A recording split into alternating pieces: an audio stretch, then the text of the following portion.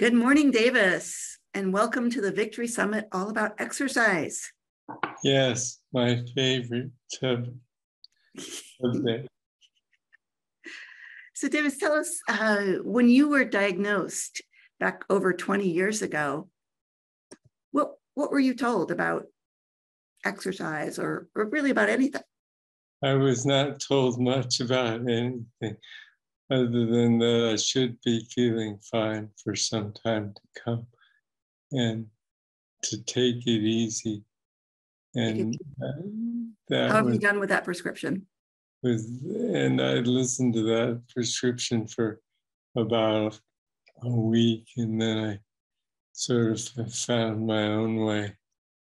Well, and what did your personal experience tell you? What did you find by trial and error? Well, I mean, for me, I'm a lifelong athlete, and so it was harder to say take it easy than to not. But what I've discerned over time was that exercise is extremely helpful in slowing my symptoms and slowing the course of the disease. And B, that I found a pace for myself that works well. And so that I'm not either pushing it too hard or else taking it too easy. How, over the last 20 years, how has your approach to exercise evolved or changed? Well, and I think part of that is what was the answer that I just gave, was finding a pace that's sustainable and enjoyable. I mean, the thing with exercise is you have to find something that you're going to do continuously and that you find an enjoyment of. Otherwise, it's just like torture.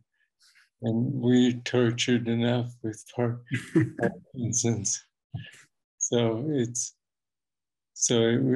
there's anything I've learned, it's that finding a sustainable pace of something that I like to do is important.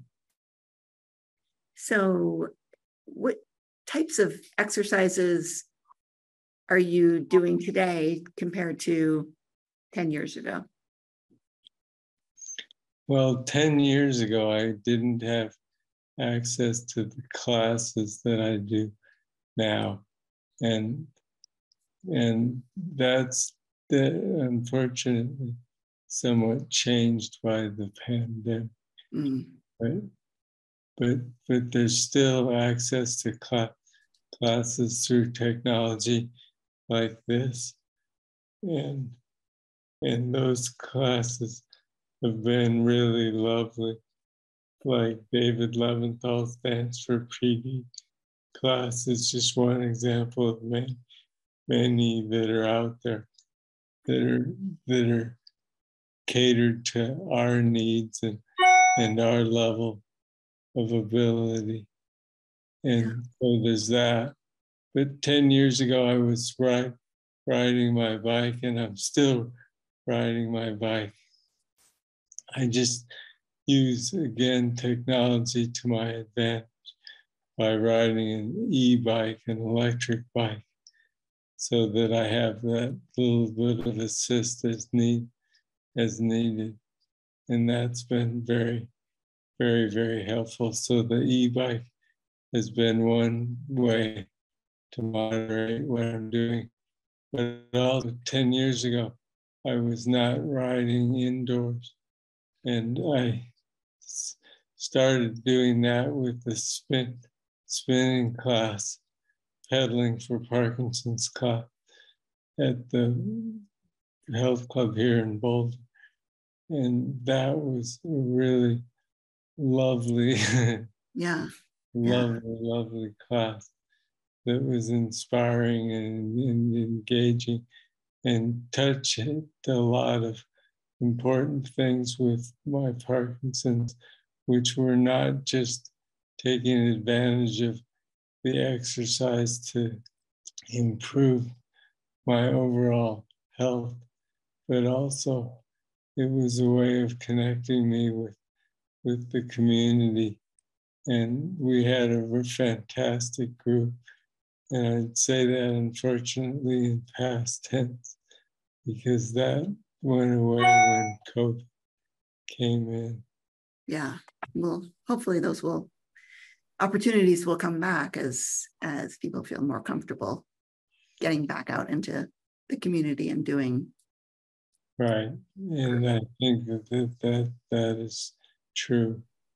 And so, I mean, but I've kept up the riding both indoors and out just because it's so good for me. And I feel that it's good for me. And my Parkinson's has been fairly stable now for a long time. Mm. And that's largely due to my ability to exercise. And it probably affects your mood as well, wouldn't you expect? Yeah, there's no question. I mean, I don't get quite the buzz that I used to from exercise, but it's still a pivotal part of my day. And I feel like as a lifelong athlete, that it's long been the cornerstone of my successfully managing this disease. And part of that is being upbeat and staying positive. And if I was not exercising, I would find that tremendously difficult to stay positive and upbeat. Yeah. What is the best exercise that you found while living with Parkinson's?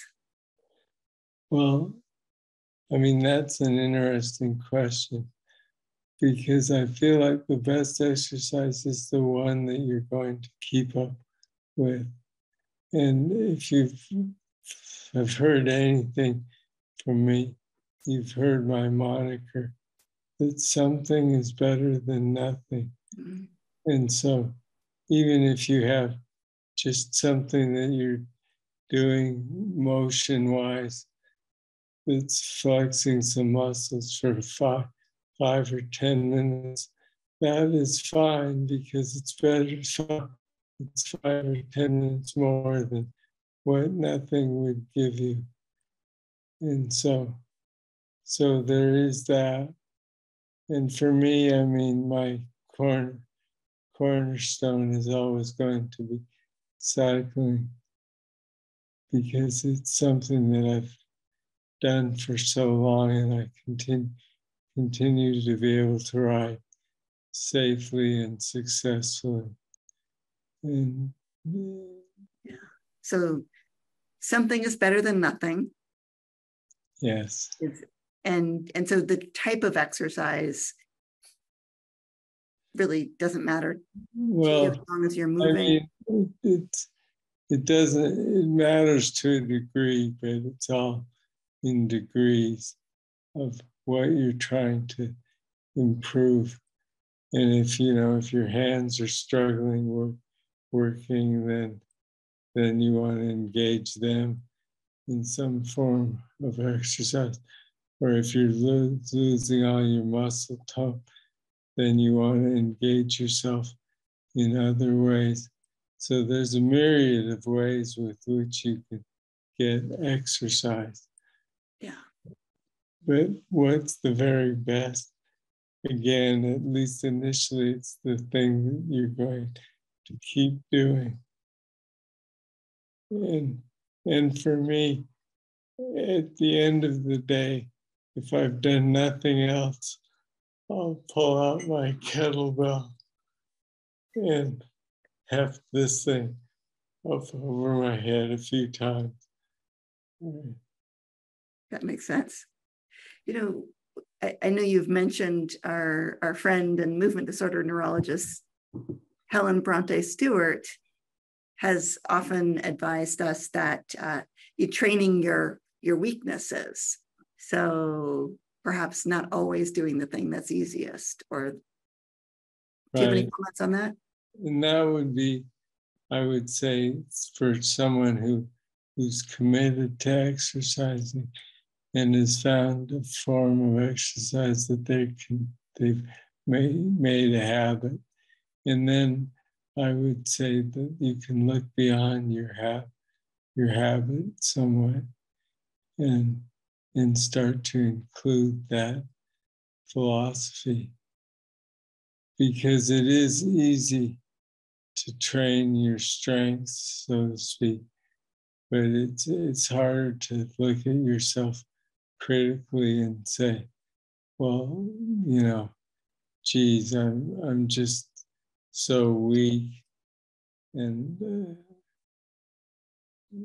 I need to work on that aspect, which I can relate to, because one of my weak points is my voice, clearly, and yet I could work harder on it, but I just choose not to, which is unfortunate for me and all of you.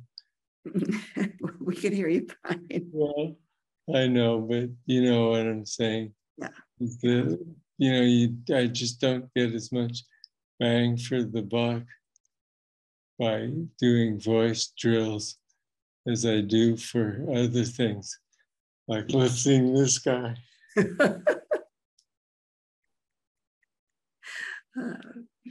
So Davis, as we wrap up and are getting started to spend the morning and a better part of the day talking about exercise and learning about the different modalities, any words of wisdom that you'd like to send folks out with? Well, I would just say that, we are so fortunate to have the level of presenters that are joining us today, with Boss Boom being the headliner. And so I would say that I welcome you all, and please take these messages to heart from everyone and get busy with some form of movement, because you're only hurting yourself by being passive. Passivity and Parkinson's don't go well together. In terms of Parkinson's, gets the upper hand, and you just don't want that to ever happen. Yeah. So enjoy your day, and let's get on with this great show. Thank you, Davis.